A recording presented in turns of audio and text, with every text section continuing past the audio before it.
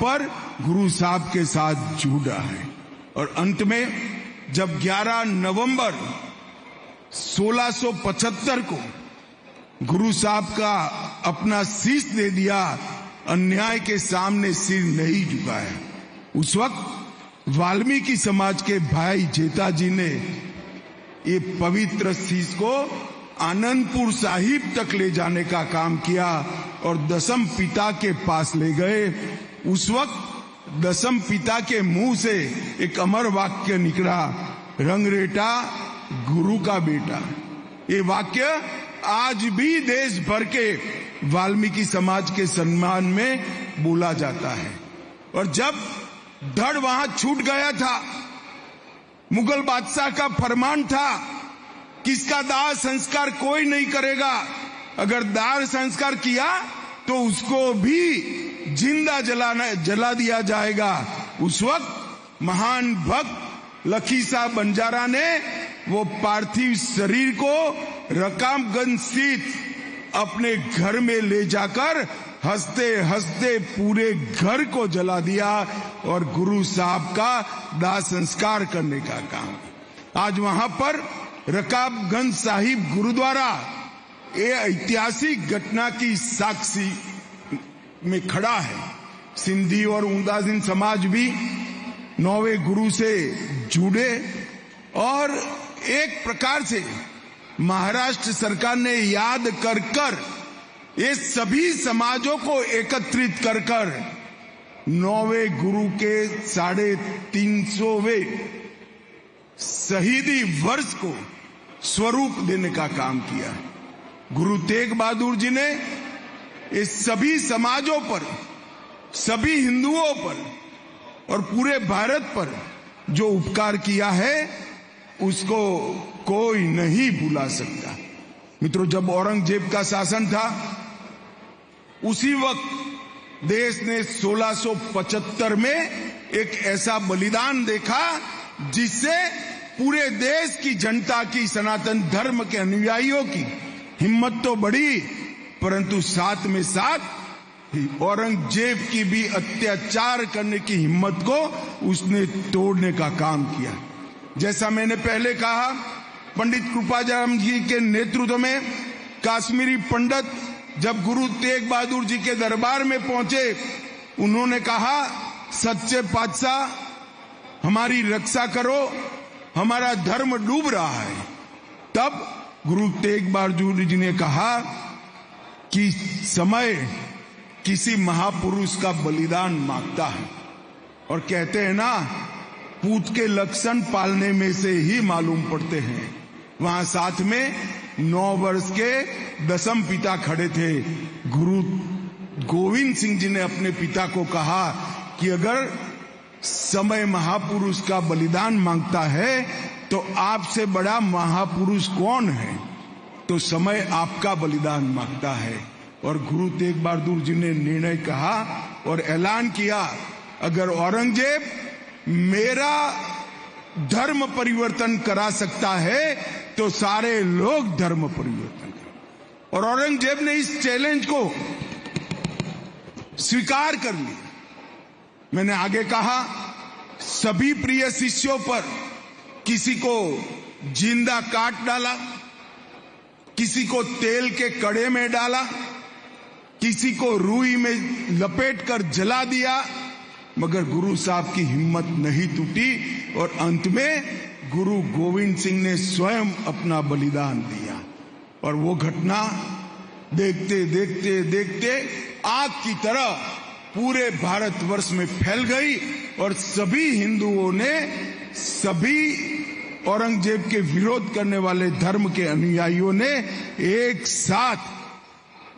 साथ औरंगजेब का सामना करने का निर्णय किया। मित्रों, महाराष्ट्र और पंजाब बहुत गहरा रिश्ता है। यही भूमि है जिसको दसम पिता ने देह त्याग करने के लिए पसंद किया। यहीं पर उन्होंने वैरागी साधु माधोदास को अमृत चखाया और यही माधोदास बंदा सिंह बहादुर बनकर साहिबजादों का बदला लेने के लिए पंजाब पहुंचे और फिर से औरंगजेब का सामना करने की बात शुरू हुई। सिख गुरुओं की वाणी के साथ नामदेव जी की भक्ति परंपरा भी आज भी गुरु ग्रंथ साहिब में उपस्थित है। नामदेव जी ने अपने अंतिम समय में पंजाब में ही बिताना तय किया और दसम पिता ने विचित्र नाटक में नौवे गुरु तेग बहादुर जी के लिखा तिलक जंजू राखा प्रभताए किनो बड़ो कलु महिषा, मतलब तिलक और जनेऊ की रक्षा के लिए सर्वस्व बलिदान किया, जो कि स्वयं ना तिलक लगाते थे ना जनेऊ पहनते थे। उन्होंने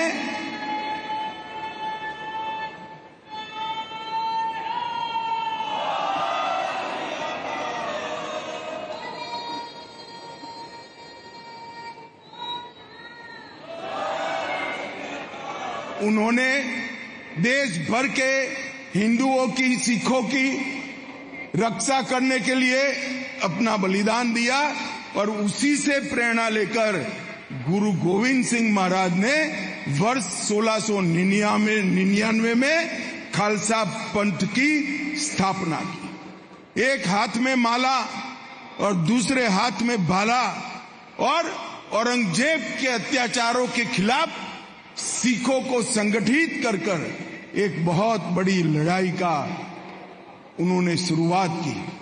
और मैं तो इतिहास का विद्यार्थी हूं, जब दसम पिता के बलिदानों को देखता हूं तब रोंगटे खड़े हो जाते।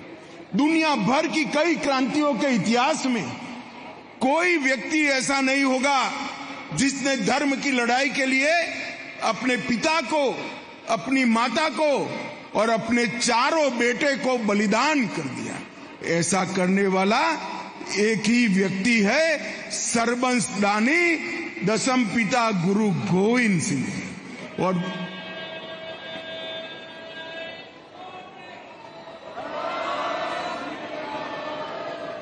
और जब चारों शहजादे शहीद हो गए, औरंगजेब मानता था कि मेरा विजय हो गया, तब यही महाराष्ट्र की भूमि पर से एक पत्र लिखा गुरु गोविंद सिंह जी ने, जिसका अभी अभी मुझे एक प्रति दिया, जफरनामा।